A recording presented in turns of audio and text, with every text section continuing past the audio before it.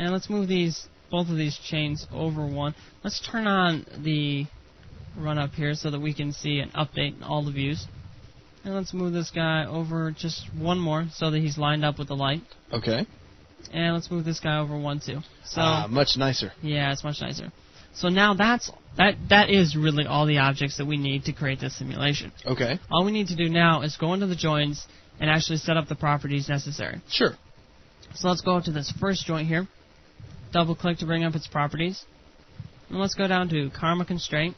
Open this guy up, and here we have a few properties that need to be set to actually get the whole reaction set up. All right. This first option, BK Disable Collision. When that's set to true, the objects that are related to the simulation are not going to collide with each other. Well, yeah, because you've disabled their collisions. Right, and if it's false, it's going to have collisions. Right. So let's actually set that to false, because we do kind of want collisions. Let's select all the joints and change that real quick. Well, I almost got to wonder, I mean, if it's really necessary to have them colliding, because we really got to swing the heck out of this lamp to make these guys collide. That's true, but better be safe than sorry. Okay. At least it gives you a chance to show off another parameter. That's true. So let's go over to Arcade Constraint Actor 1. Now, this is really, really important. You have to set these up. Otherwise, the joint really doesn't know who it's constraining or who it's constraining to. Sure. So let's go to the first one, and let's change this guy to the first chain here. So this first guy right here. Mm-hmm. Click Find to choose that one. And this is going to select our K-Actor, My Level, K-Actor 9, which is the first chain. Which is the chain. And if we leave K-Constraint Actor 2 set to none, then it's going to be constrained to the world, or the level. Okay, so that's what's going to actually bolt our chain into place, so to speak. That's right. Otherwise, I mean, if we first ran this without setting up any joints at all, every chain would fall to the ground independently. Oh, cool. So let's wait a minute, not cool. Well, no, that wouldn't actually do the effect, but it'd still be interesting. Yeah. So let's go over here, and let's select the next joint. And in this case, we are going to have both constraint actors set. Okay. Because we want the top chain to be connected to the bottom chain at the point where our KBS joint is located. Right. So let's click Find. We could use just type in a name, but it's a whole lot easier. So much faster and easier. That's right. So let's go down here and click this one. Just make sure you click the right thing. That's right. Don't want to select a brush. That doesn't really work. Will it actually let you select a brush? It will, but it doesn't work. Oh, okay. I got you. So let's press Find. Let's select this guy. After you actually see it, it makes a whole lot of sense. Sure, you're basically just creating a hierarchy within here so that, you know, the bottom lamp is connected to the first chain, which is connected to the second chain, which is connected to the ceiling. That's right. Wow, I actually got all that out in one go. That was impressive. That's impressive, Zach. Yeah. So now they're all connected up. It's looking pretty good. So let's test this out and see how it looks. Oh, well, one more thing. What are we missing, Zach? I think we need to rebuild our lights, Ben. Well, let's actually do that. Or add a light anyway, because it's probably going to be pretty dark over here in this hallway. Oh, look at that. It's Look, I dark. said it right before it snapped over. Yeah, sure. Or just barely report. Never mind. Anyway. Yeah. So let's add a light right here. So that brightens it up a whole lot. I was just testing to make sure you knew to add a light. That's what it was. Sure you did. Yes. So let's add another light here. That's actually kind of a little bit too bright.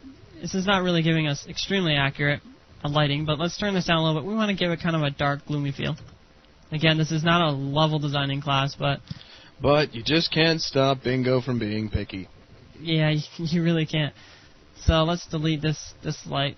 Actually, I'm sorry. Let's turn this light down just a little bit to something like 48. I don't want it to be quite so bright. Quite so right? So bright. So bright, okay. So... A light without a light just wouldn't seem right. I can't get over that, I'm sorry. Okay. But that's almost as good as flipping off the barrels. That's almost as good as that one. So let's build our lights one more time, and let's actually run the level. Okay. Waiting for it to start up. Tick-tock, tick-tock, tick-tock. Alright, so we got our level here. Let's see if this actually works. Okay.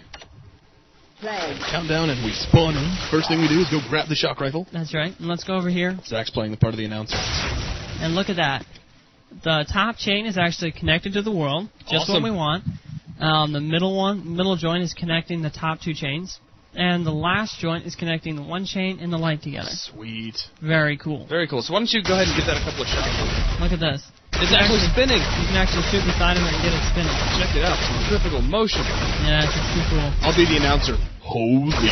Oh, never mind. I shouldn't say that. I'm sorry. Yes, you definitely should avoid saying that. And so we got our hall going here, we got our lights, and we got our really cool lamp hanging here. So, Ultra kill.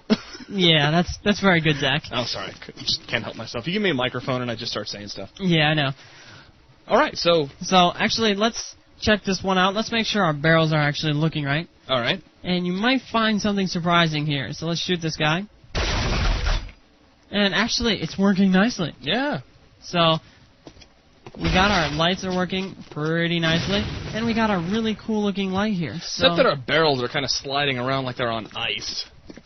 that's true. Why don't we just exit real quick and fix that out? Yeah, because it's kind of crawling around like the floor's covered in grease, and that's just kind of scary. Yeah, it is kind of scary. So let's move over here. It's a possessed barrel. That's kind of scary. So let's go into our karma. I need a young priest and an old priest. Of course, what a priest would be doing in a level like this, I really don't know. I don't know. Gothic That level, would be scary. So let's go into our K friction. Let's set it to something like, I don't know, 0.2. That's Okay. sort of realistic. And barrels don't really bounce a whole lot, so maybe we can set this to 0.01 just to give it just a little bit Yeah, of it a depends bounce. on what the barrel's full of, you know? Yeah. Okay. So let's go to the bottom barrel and set up the same options. Let's set this You to guys, 0.2. you should have been on the other side of the camera, folks. Joel just gave me a look like, well, at least the barrel's not full of what you're full of. Right. That's actually what I was thinking. I'm sure. So, actually, the barrels are probably looking a whole lot better right now. And let's go over here real quick, and let's change one of these options around just so you can see how exactly the properties Sure. affect these. I mean, now that we've seen how this system works and we've got our lamp swinging around on its chains, let's adjust some of the parameters a little bit to tweak how it's behaving. Right, so let's go into our bottom lamp, and the bottom lamp can actually have quite a bit of mass. The chains, on the other hand, should have a very small mass. So let's set this to maybe, I don't know, 0.7. Okay. And the top two chains can be something like 0.2, and the very topmost one can be something like 0.2. All right. So the lamp should be swinging a whole lot more than it did just a second ago. So let's not right-click. And let's rebuild our lights really quick. And let's run our level and see the differences and how they really affect our scene. Okie dokie. So loading up our scene. Almost All there. right, and we're here. Play. All right, grab the shock rifle. Let's see those barrels first. Oh, okay. Got a little ahead of I myself. love the barrels. I just got to check them out. Oh, much more realistic. Oh, look at that. They kind of stop. No longer crawling across the ground. I love it. Sliding a little bit, but that's not bad. I mean, it's getting hit with a shock rifle, you That's know? right. I mean, shock rifles are pretty powerful. Yeah, I guess. I haven't shot one in a while, but there you go. Yeah. So let's shoot this guy, and you'll see that it is swinging a whole lot more than it was just a second ago. Look at that. So you can actually get some really crazy light effects if you set the mass really low. I mean, you'll start swinging everywhere. Did you notice you can actually burn the light cone? I thought that was pretty cool the first time I saw it. The first time I ever saw it, I thought that the light was malfunctioning or something. I thought I'd broken something. It turns out it's just like char marks on the light cone itself. That's actual geometry. So yeah, we got some really cool swinging going on. It's just kind of sitting there wobbling, Yeah, like we it, just like it definitely would do. if it were at the end of a chain. Exactly. So that's awesome. So, I mean, that really wraps up this lesson because we covered how a joint works, how we set up the different properties inside of it. Yep. So with that wraps up this lesson. Okay. Thanks, guys.